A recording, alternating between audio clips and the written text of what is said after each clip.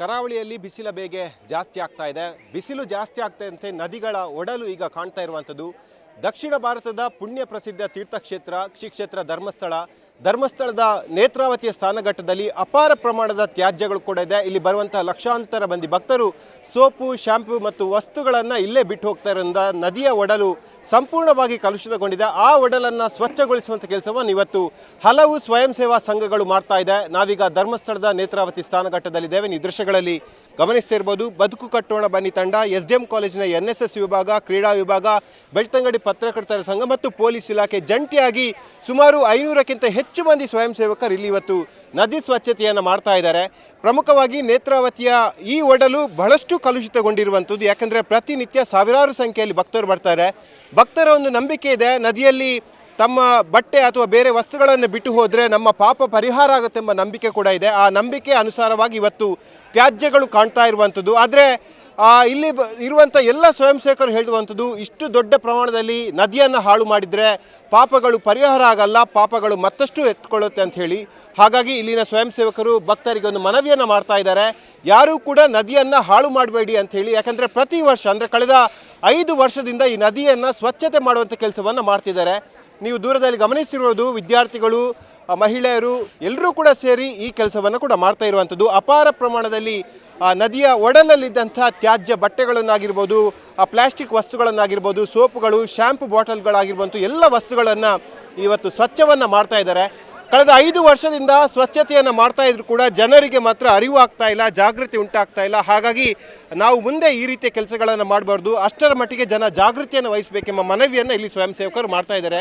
ನೀವು ದೃಶ್ಯಗಳಲ್ಲಿ ಗಮನಿಸ್ತಿರ್ಬೋದು, ನದಿಯಿಂದ ಎತ್ತಿದಂಥ ಎಲ್ಲ ವಸ್ತುಗಳನ್ನು ಲೋಡ್ ಮಾಡುವಂಥ ಕೆಲಸವನ್ನು ಮಾಡ್ತಾ ಇದ್ದಾರೆ. ವಿದ್ಯಾರ್ಥಿಗಳು ಕೂಡ ಅಷ್ಟೇ ಬಕೆಟ್ಗಳಲ್ಲಿ ಫುಲ್ ಡ್ರೆಸ್ಗಳಿರುವಂಥದ್ದು. ಇದು ಒಂದು ರೀತಿಯಾಗಿ ಜನ ಬಿಟ್ಟು ಹೋದಂಥ ಅಥವಾ ನಂಬಿಕೆಯ ಆಧಾರದಲ್ಲಿ ನದಿಯಲ್ಲಿ ಬಿಟ್ಟು ಹೋದಂಥ ವಸ್ತುಗಳು. ಇಲ್ಲಿ ಸಾಕಷ್ಟು ಮಂದಿ ಭಕ್ತರು ಕೂಡ ಬರ್ತಾ ಇದ್ದಾರೆ, ಸಾಕಷ್ಟು ಸಂಖ್ಯೆಯಲ್ಲಿ ಭಕ್ತರು ಕೂಡ ಬರ್ತಾ ಇದ್ದಾರೆ. ಅವರು ಸೋಪು, ಶಾಂಪುಗಳು ಈಗ ಸದ್ಯದ ಮಟ್ಟಿಗೆ ನಿಷೇಧ ಆಗಿದೆ, ಆದರೆ ವಸ್ತುಗಳನ್ನು ಅಥವಾ ಬಟ್ಟೆಗಳನ್ನು ನದಿಯಲ್ಲಿ ಬಿಟ್ಟು ಹೋಗ್ತಾ ಇದ್ದಾರೆ, ತೀರ್ಥಸ್ಥಾನದಲ್ಲಿ ಬಿಟ್ಟು ಹೋಗ್ತಾ ಇದ್ದಾರೆ. ಅಂತಹ ನದಿಯ ಒಡಲು ಈಗ ಸ್ವಚ್ಛ ಆಗಿರುವಂಥದ್ದು. ದಕ್ಷಿಣ ಕನ್ನಡ ಜಿಲ್ಲೆಯ ಜೀವನದಿ ನೇತ್ರಾವತಿ ಹಲವು ಕೃಷಿಕರಿಗೆ ಜೀವವನ್ನು ಕೊಡುವಂಥ ನದಿ. ಅದರ ಜೊತೆಗೆ ಶ್ರೀ ಕ್ಷೇತ್ರ ಧರ್ಮಸ್ಥಳದಲ್ಲಿ ಈ ನದಿಯಲ್ಲಿ ನಿಂತರೆ ತಮ್ಮ ಪಾಪಗಳು ಪರಿಹಾರ ಆಗತ್ತೆ ಎಂಬ ನಂಬಿಕೆಯಲ್ಲಿ ಭಕ್ತರು ನೇತ್ರಾವತಿ ನದಿಯಲ್ಲಿ ಪುಣ್ಯಸ್ನಾನ ಮಾಡ್ತಾರೆ. ಆದರೆ ನೇತ್ರಾವತಿಯ ಒಡಲನ್ನು ಹಾಳು ಮಾಡ್ತಾ ಇದ್ದಾರೆ. ನೀವು ದೃಶ್ಯಗಳಲ್ಲಿ ಗಮನಿಸ್ತಿರ್ಬೋದು, ಸೋಪು, ಶ್ಯಾಂಪು ನಿಷೇಧ ಆದರೂ ಕೂಡ ಭಕ್ತರು ಮತ್ತಷ್ಟು ಸೋಪನ್ನು ಬಳಸಿ ಇಲ್ಲಿ ಸ್ನಾನವನ್ನು ಮಾಡೋದನ್ನು ಗಮನಿಸ್ತಿರ್ಬೋದು. ರಾಜ್ಯ ಸರ್ಕಾರ ಖಡಕ್ಕಾಗಿ ಆದೇಶವನ್ನು ಕೊಟ್ಟರು ಕೂಡ ಅದು ಎಲ್ಲೋ ಕಡೆ ಕರೆಕ್ಟಾಗಿ ಇಂಪ್ಲಿಮೆಂಟ್ ಆಗ್ತಾ ಇಲ್ಲ ಅನ್ನೋದನ್ನು ಈ ದೃಶ್ಯಗಳೇ ಸಾರಿ ಹೇಳ್ತಾ ಇದೆ. ನೀವು ಮುಂದಕ್ಕೆ ಗಮನಿಸ್ಬೋದು, ಇಲ್ಲಿ ಸಂಗ್ರಹ ಮಾಡಿದಂಥ ಬಟ್ಟೆಗಳನ್ನು ಟ್ರ್ಯಾಕ್ಟರ್ ಮೂಲಕವಾಗಿ ಅದನ್ನು ವಿಲೇವಾರಿ ಕೆಲಸವನ್ನು ಇಲ್ಲಿ ಮಾಡ್ತಾ ಇದ್ದಾರೆ. ಇವತ್ತು ಬೆಳಗ್ಗಿನಿಂದ ಸಂಜೆ ತನಕ ಇಂಥ ಕೆಲಸಗಳು ಇಲ್ಲಿ ಆಗ್ತಾ ಇರುವಂಥದ್ದು. ಸಾಕಷ್ಟು ಸಂಖ್ಯೆಯಲ್ಲಿ ವಿದ್ಯಾರ್ಥಿಗಳು ಬಂದು ಈ ಕೆಲಸವನ್ನು ಕೂಡ ಮಾಡ್ತಾ ಇದ್ದಾರೆ. ಅದರ ಜೊತೆಗೆ ಭಕ್ತರು ಇಲ್ಲಿ ಸಾಕಷ್ಟು ಮುನ್ನೆಚ್ಚರಿಕೆಯನ್ನು ವಹಿಸಬೇಕು, ಜಾಗೃತಿಯನ್ನು ಉಂಟು ಮಾಡಬೇಕು. ಅದರ ಜೊತೆಗೆ ನದಿಯನ್ನು ಹಾಳು ಮಾಡೋದ್ರಿಂದ ಯಾವುದೇ ರೀತಿಯಾಗಿ ಪ್ರಯೋಜನ ಇಲ್ಲ, ನದಿ ಹಾಳಾಗ್ತದೆ ಹೊರತಾಗಿ ಯಾವುದೇ ರೀತಿಯಾಗಿ ಪಾಪಗಳು ಪರಿಹಾರ ಆಗಲ್ಲ ಎಂಬ ಮನವಿಯನ್ನು ಸದ್ಯಕ್ಕೆ ಮಾಡ್ತಾ ಇರುವಂಥದ್ದು. ಸ್ವಚ್ಛತೆ ಎನ್ನುವುದು ದೇಶದಲ್ಲಿ ದಿನ ಬೆಳಗಾದರೂ ಎಲ್ಲರೂ ಕೂಡ ಎಲ್ಲ ಕಡೆಯಲ್ಲಿ ಮಾಡ್ತಾರೆ. ಆದರೆ ಇಲ್ಲಿ ಒಂದು ವಿಶೇಷತೆ ಏನು ಅಂತ ಹೇಳಿದರೆ, ತುಂಬ ಜನ, ಸಾವಿರಾರು ಜನ ಭಕ್ತಾದಿಗಳು ಈ ನೇತ್ರಾವತಿಯ ಸ್ನಾನಘಟ್ಟದಲ್ಲಿ ಬಂದು ಅವರು ಸ್ನಾನ ಮಾಡಿ ದೇವರ ದರ್ಶನವನ್ನು ಮಾಡ್ತಾರೆ. ಆದರೆ ಸ್ನಾನಕ್ಕೆ ಬರಬೇಕಿದ್ರೆ ಅವರು ಉಪಯೋಗ ಮಾಡಿದಂಥ ಬಟ್ಟೆಗಳನ್ನು ಒಂದು ನಂಬಿಕೆ ಇರ್ತದೆ, ಭಕ್ತಾದಿಗಳೊಂದು ನಂಬಿಕೆ ಉಂಟು. ಯಾಕಂದರೆ ನಾವು ಏನಾದರೂ ಈ ಬಟ್ಟೆಗಳನ್ನು ಹಾಕಿದ ಕೂಡ ನಮ್ಮ ಪಾಪ ಪರಿಹಾರ ಆಗ್ತಾ ಇರುತ್ತೆ. ಆ ದೃಷ್ಟಿಯಲ್ಲಿ ಬಂದಂಥ ಭಕ್ತಾದಿಗಳೇನು ನಾವು ಸ್ನಾನ ಮಾಡಿ ಹೋಗುವಾಗ ಅವರು ತೊಟ್ಟುಕೊಂಡಂಥ ಹಳೆ ಬಟ್ಟೆಗಳೇನುಂಟು ಅದನ್ನು ನೀರಲ್ಲಿ ಹಾಕಿ ಮತ್ತು ದೇವರ ಫೋಟೋಗಳು ಇರ್ಬೋದು, ಇನ್ನಿತರ ಮನೆಯಲ್ಲಿ ಭಕ್ತಿಗಾಗಿ ಇಟ್ಟಂಥ, ನಂಬಿಕೆಗಾಗಿ ಇಟ್ಟಂಥ ವಸ್ತುಗಳಿರ್ಬೋದು, ಕೂದಲು ಇರ್ಬೋದು, ಮತ್ತು ನೂಲುಗಳಿರ್ಬೋದು, ಬೇರೆ ಬೇರೆ ವಸ್ತುಗಳನ್ನು ಇಲ್ಲಿ ಬಂದು ಹೊಳೆಯಲ್ಲಿ ಬಿಟ್ಟು ಹೋಗ್ತಾರೆ. ಆದರೆ ಅವರ ಪಾಪವನ್ನು ಪರಿಹಾರ ಮಾಡಿ ಹೋಗುವಂಥ ಅವರ ನಂಬಿಕೆ ಇರ್ಬೋದು. ಆದರೆ ಅವರ ನಂತರ ಬರುವಂಥ ಭಕ್ತಾದಿಗಳು ಇಲ್ಲಿ ಸ್ನಾನ ಮಾಡುವಾಗ ಅವರಿಗೆ ಕಷ್ಟ ಆಗ್ತಾ ಉಂಟು. ಯಾಕಂದರೆ ಸ್ನಾನ ಮಾಡಿ ಅವನ ಮೇಲೆ ಬರಬೇಕಿದ್ರೆ ಆ ಬಟ್ಟೆಗಳು ಅವನ ತಲೆಯಲ್ಲಿಯೋ ಹೆಗಲಲ್ಲಿಯೋ ಸಿಕ್ಕಿಕೊಳ್ತದೆ. ಆದ ಕಾರಣ ನಾವು ಇವತ್ತು ಸ್ವಚ್ಛತೆ ಮಾಡೋ ಜೊತೆಗೆ ನಾವು ಒಂದಷ್ಟು ಬಂದಂಥ ಭಕ್ತಾದಿಗಳಲ್ಲಿ ವಿನಂತಿ ಮಾಡೋ ಕೆಲಸವನ್ನು ಕೂಡ ಮಾಡ್ತಾ ಇದ್ದೆ. ಯಾಕಂದರೆ ಖಂಡಿತವಾಗಿಯೂ ನೀವು ಇಲ್ಲಿ ಭಕ್ತರಾಗಿ ಬಂದು ಈ ನೇತ್ರಾವತಿ ಸ್ನಾನಘಟ್ಟದಲ್ಲಿ ಇವತ್ತು ಸ್ನಾನ ಮಾಡ್ತೀರಿ. ಈಗ ನೀರು ಕೂಡ ಕಡಿಮೆ ಉಂಟು, ಆದ್ದರಿಂದ ಈ ಒಡಲನ್ನು ನಾವು ಶುದ್ಧವಾಗಿ ಇಡಬೇಕಾದ್ದು ನಮ್ಮ ಕರ್ತವ್ಯ. ಆದ ಕಾರಣ ನೀವು ಕೂಡ ನಾವು ಈಗ ತೆಗೆದ ಬಟ್ಟೆಗಳನ್ನು ಮತ್ತು ವಸ್ತುಗಳನ್ನೆಲ್ಲ ಕೂಡ ಮೇಲೆ ಇಲ್ಲಿ ತಂದು ಹಾಕಿದೆ. ಬಂದಂಥ ಭಕ್ತಾದಿಗಳೆಲ್ಲರಿಗೂ ನಾವು ಅದನ್ನು ಮನವರಿಕೆ ಮಾಡೋ ಕೆಲಸವನ್ನು ಮಾಡ್ತೇವೆ. ಯಾಕಂದರೆ ಖಂಡಿತವಾಗಿಯೂ ಇದು ಮುಂದಿನ ದಿನಗಳಲ್ಲಿ ಈ ಕೆಲಸ ಆಗಬಾರ್ದು. ಇದು ಇನ್ನೂ ಒಂದಷ್ಟು ವಿದ್ಯಾರ್ಥಿಗಳ ಮುಖಾಂತರ ಎಲ್ಲರಿಗೂ ಪ್ರೇರಣೆ ಆಗಬೇಕು. ಇಲ್ಲಿ ಬಂದಂಥ ಬರ್ತಕ್ಕಂಥ ಭಕ್ತಾದಿಗಳು ಯಾರು ಕೂಡ ಇದರಲ್ಲಿ ಬಟ್ಟೆಗಳನ್ನು ಹಾಕಬಾರ್ದು.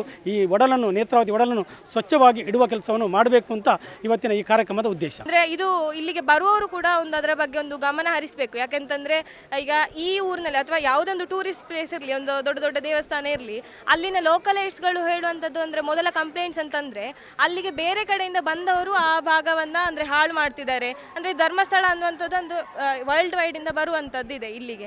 ಸೊ ಇಲ್ಲಿನ ಜನರು ಏನು ಕಂಪ್ಲೇಂಟ್ ಹೇಳ್ತಾರೆ ಅಂತಂದರೆ ಬೇರೆ ಕಡೆಯಿಂದ ಬರುವವರು ಇಲ್ಲಿನ ಸಂಸ್ಕೃತಿಯನ್ನು ಅಂದರೆ ಸ್ವಚ್ಛತೆಯನ್ನು ಇಟ್ಕೊಳ್ಳೋದಿಲ್ಲ, ಹಾಳು ಮಾಡ್ತಾರೆ, ಇದರಿಂದ ನಮಗೆ ತೊಂದರೆ ಆಗ್ತದೆ ಅಂತ ಹೇಳ್ತಾರೆ. ಸೊ ಅದಕ್ಕೆ ಬಂದವರು ಹೋದ ಜಾಗವನ್ನು ಹಾಳು ಮಾಡದೆ ನೀಟ್ನೆಸ್ಸನ್ನು ಅಲ್ಲಿ ಮೇಂಟೈನ್ ಮಾಡಬೇಕು.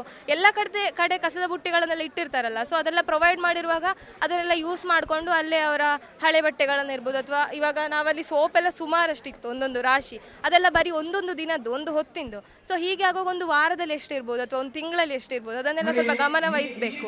ಅದರ ಬಗ್ಗೆ ಎಲ್ಲ ಬಂದವರು ಕೂಡ ಒಂದು ಜಾಗದಲ್ಲಿ ಹೇಗಿರಬೇಕು ಅನ್ನೋಂಥದ್ದು ಕೂಡ ಅದು ಅವರಿಗೆ ಕೂಡ ಅದು ಅಂದರೆ ಅವ್ರು ಮನದಟ್ಟು ಮಾಡಿಕೊಂಡು ಬರಬೇಕು. ಇನ್ನೊಂದು ಕಡೆ ಹೋಗಿ ಅದನ್ನು ಹಾಳು ಮಾಡುವಂಥದ್ದಲ್ಲ ಅನ್ನೋದು ನನ್ನ ಕನ್ಸರ್ನ್.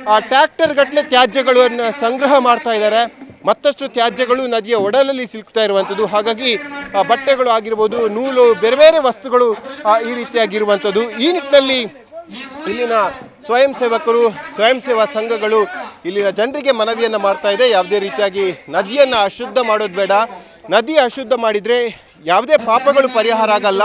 ಒಂದೇ ಮಾತರಂ, ನನ್ನ ಸೇವೆ ದೇಶಕ್ಕಾಗಿ ಎಂಬ ವಿಶೇಷ ಕಲ್ಪನೆಯಡಿ ನೇತ್ರಾವತಿ ನದಿಯ ಸ್ವಚ್ಛತೆ ಕಾರ್ಯ ಮಂಗಳೂರಿನ ದಕ್ಷಿಣ ಕನ್ನಡ ಜಿಲ್ಲೆಯ ಧರ್ಮಸ್ಥಳದ ಈ ನೇತ್ರಾವತಿಯ ಸ್ನಾನಘಟ್ಟಲ್ಲಿ ಆಗ್ತಾ ಇದೆ. ಹಾಗಾಗಿ ಮುಂದೆ ಬರುವಂಥ ಭಕ್ತರು ಆದರೂ ಕೂಡ ಈ ನದಿಯ ಒಡಲನ್ನು ಕಾಪಾಡಿಕೊಳ್ಬೇಕು, ನದಿಯ ಸ್ವಚ್ಛತೆಯನ್ನು ಕಾಪಾಡಿಕೊಳ್ಬೇಕು, ಅದರ ಜೊತೆಗೆ ಧಾರ್ಮಿಕ ಕ್ಷೇತ್ರದ ಪಾವಿತ್ರ್ಯತೆಯನ್ನು ಉಳಿಸಬೇಕೆಂಬ ಮನವಿಯನ್ನು ಇಲ್ಲಿನ ಸ್ವಯಂ ಸೇವಕರು ಮಾಡ್ತಾ ಇದ್ದಾರೆ. ಕ್ಯಾಮರಾಮ್ಯಾನ್ ನಿಖಿಲ್ ಸುವರ್ಣ ಜೊತೆ ಕಿಶನ್ ಶೆಟ್ಟಿ, ನ್ಯೂಸ್ 18 ಮಂಗಳೂರು.